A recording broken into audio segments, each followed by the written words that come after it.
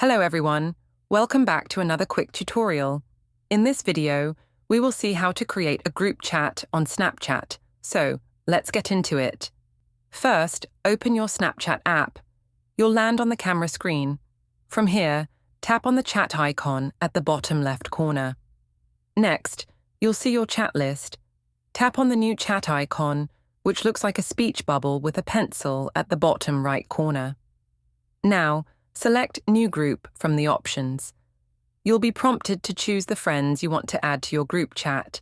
You can add up to 200 friends. Once you've selected your friends, tap on Chat with Group. Now, your group has been created. It's time to name your group.